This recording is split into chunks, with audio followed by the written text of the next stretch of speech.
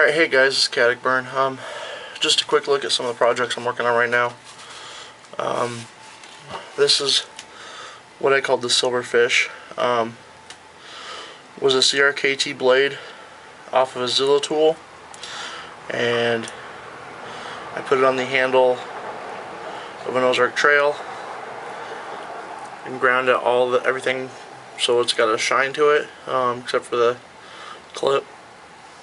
When I get some money here later this week, I hope to get some wet dry sandpaper, something with a finer grit, and kind of make that a polish.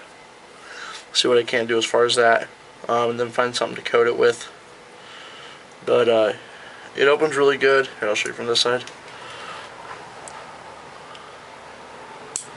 Locks really well, and the thing I like about it is when you use it, you're holding on to it, and that's kind of how I hold it, and that's what puts tension on the blade. I do want to find something. I've got a bit of room here to stop the blade here in the back, but I mean, it works. This is probably going to be an ongoing project till I actually get a pin put in there and actually finish it up. But that's what it's looking like so far, and I like it.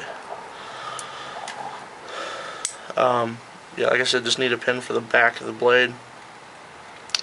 Had to take my Dremel and get a spot drilled out for that so that my pocket clip fit, because before it was sitting like that in my pocket and that would catch on everything.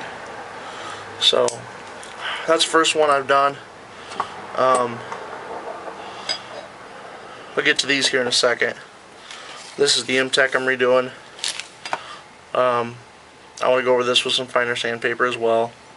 Something a little finer grit up here. I'm going to leave this rough down here so when I put the G10 on, it has something to hold to. I'm looking at G10 or black and olive green G10 with a bright red liner for this, and then I'm going to mill out some space for my hand and see how that's going. And price for that, for all the materials that I'm needing, for this one, I think I'm looking about $7-8 for everything, pins, and I'm going to do one slab of G10 because where I'm getting it comes in a 10 inch by 1.5 inch slab, and the widest point of the handle here is only 1 5/8. Sorry, 1 5/16. So I guess it's not even, so it's not 1.5 yet, but they give you 1.5 by 5, and I'm only bringing the blade up to here. So that's more than enough. I wasn't going to take it all the way down. I was going to kind of slant it right here. So that'll give me enough to work with. Not much to work with, but if I can manage to get it right on that 5, that should work.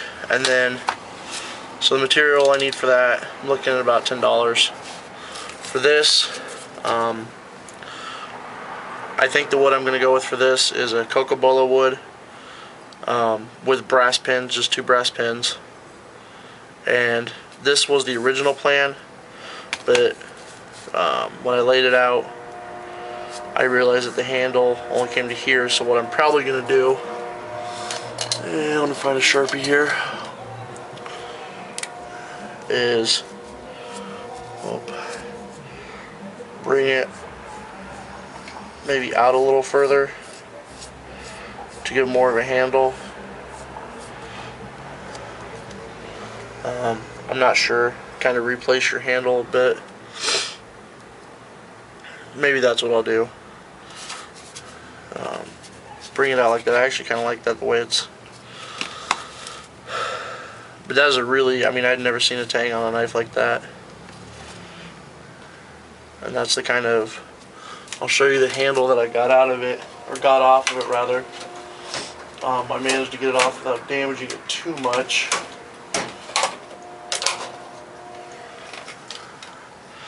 There's the first side. I broke the choil here. I literally had to saw, and this is a very hard wood, but it's very, I don't know, these, I thought these were pins, but they're not. They're actually, the only thing I could find online that was even close to what these are is called cutlery pins for like table knives and stuff like that. So, and then it just slid on. So yeah, once I removed those 2 pins, it slid right off.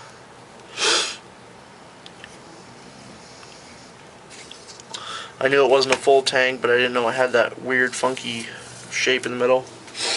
So that'll be kind of a challenge. I should be getting a new rotary tool here towards the end of next week, so I don't have to work with just my cordless Dremel. That'll help me get these 2 done. And now onto these 2. I've been wanting to make a file knife. I've got these 2 older files. This one is going to be a Tanto edge. Kind of a crudely drawn idea of what I want. This one's for my wife. Not as big. Nice small grip. And this is going to be mine. I just have kind of a drop point on there. So, see what we can do with that. And I should have these. I want to get a 4-inch cut grinder, or a 4-inch disc grinder, and get those smoothed out. See where I can't get with those. So, that's pretty much all I'm working on for now. These are knives I'm working on the projects. And that's how everything's coming along. Thanks for watching.